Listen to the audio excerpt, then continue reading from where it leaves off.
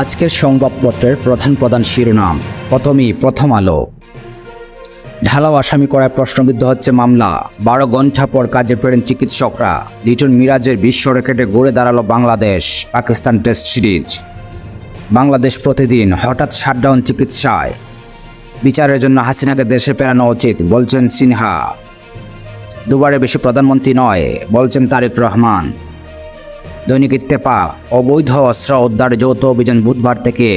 ডাক্তারদের কর্মবিরতিতে দিনভর দুর্ভোগ রোগীরা। সরকারি কর্মচারীদের সম্পত্তি বিবরণ নেবে সরকার। দৈনিক ইনকিলাব। হিসাব না দিলে মামলা। সরকারি চাকরিজীবীদের সম্পত্তির বিবরণী চেয়ে প্রজ্ঞাপন। দিনভর কর্মবিরতি, সন্ধ্যায় কাজে যোগদান। দৈনিক জনকণ্ঠ।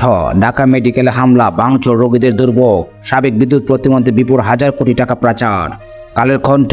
নিরপরাধ ব্যক্তিরা মামলার জালে। দিনভর ভোগান্তি, শর্তে স্থগিত ডাক্তারদের শাটডাউন।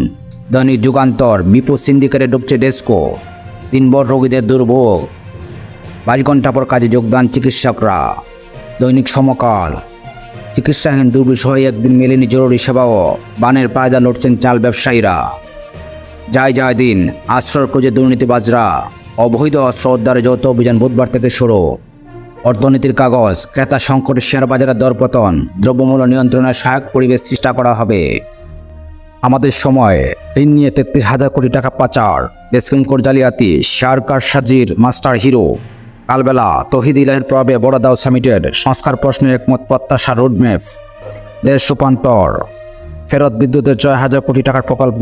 সরকারি কর্মচারীদের সম্পত্তির বিবরণীর দেওয়ার নির্দেশ। দৈনিক বয়ানবার্তা। 2007 সালে তত্ত্বাবধায়ক সরকারের সময় রেন্টাল বিদ্যুৎ কেন্দ্রের যাত্রা শুরু।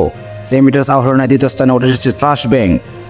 দৈনিক মানবকণ্ঠ। টাইম টেবিলে নির্বাচন, শীঘ্রই দেশে ফিরছেন Tarique Rahman. The Daily Star. Patient suffer as doctor strike, basing coal under $135 million CID.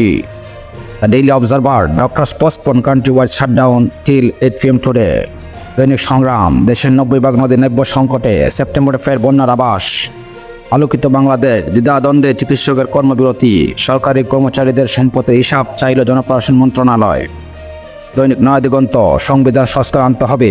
বুধবার সচিবদের সাথে বসবেন প্রধান উপদেষ্টা।